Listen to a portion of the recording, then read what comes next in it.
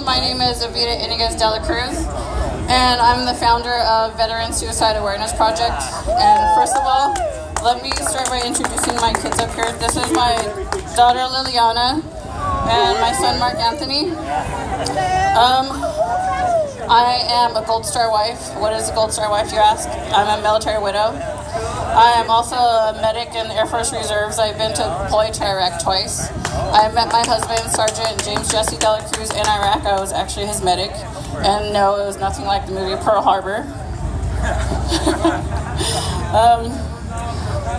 Every military wife's worst nightmare is getting a knock on the door by two Army or any kind of military uniformed personnel telling you that your loved one died.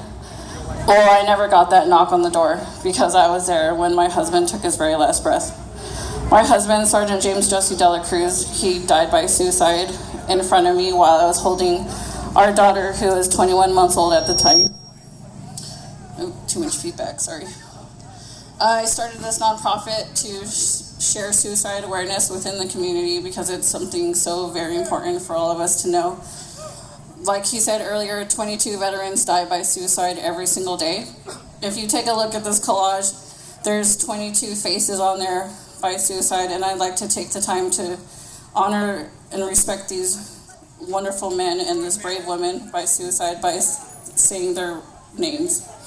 We have Tech Sergeant Ensley, Sergeant Karkowski, Tech Sergeant Marana, Staff Sergeant Hall, Master Sergeant Monin, Sergeant Henry, Staff Sergeant Beal, Sergeant Riley, CWO3 Deck, Staff Sergeant Hotz, Sergeant Hedrick, Staff Sergeant Parkhill, Specialist Brenneman, Staff Sergeant Turner, Specialist Weeks, Staff Sergeant White, Specialist Orlin, Master Sergeant Merzen, Senior Airman Frost, Sergeant Hens, Private First Class Shapiro, and last but unfortunately not least, my husband, Sergeant Dela Cruz. I have a booth down there on the grass area, and I have 22 flags to represent the 22, and their faces are displayed on there, and I was fortunate enough to meet their widows. I know their widows, and they allowed me to share their life with everybody because we can all stand here and talk about veteran suicide, but to actually put a face to the statistic, it makes it more real, which is why I like to bring my kids up here with you, because you can see that we're survivors of suicide, and it's something so real, and PTSD and depression is real, and I know this because I battle with it every day.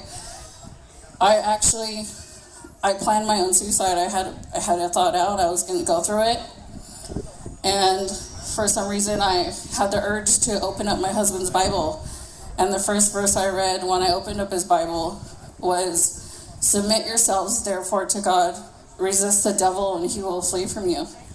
That's James chapter 4, verse 7. I think that everything happens for a reason. My husband's name was James, and his birthday is April 7th. My husband saved my life. With his death, he saved my life. Sorry. On his third anniversary in January, I posted a video on YouTube. You can find it. It's military widow talks about her husband's suicide. I posted it on my Facebook, and I wasn't expecting to get so many shares from anyone other than my friends, but I was so incredibly overwhelmed by the support, and I got a lot of messages from everybody all over the world. A lot of those emails told me that me sharing my story made them reconsider suicide themselves. And that is exactly what I wanted. My husband, through his death, he saved my life, and he's saving the lives of others. And to me, that's more important than anything, because that means that he did not die in vain.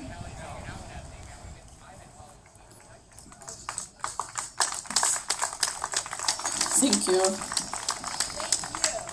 With my nonprofit Veteran Suicide Awareness Project, what we do is we raise awareness within the community. We do walks, we sell t-shirts, whatever we can. We take donations, and the donations that we use are used for children like my kids here, because there's so many awesome and wonderful organizations out there, but unfortunately, a lot of them don't recognize suicide deaths as honorable, which is something that needs to change because there's such a stigma with it, because we live through it every day.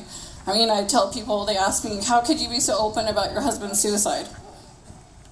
His suicide is how he died. It's not how he lived. It doesn't define the man or the father, the husband, the friend, the soldier that he was. He served with honor and pride.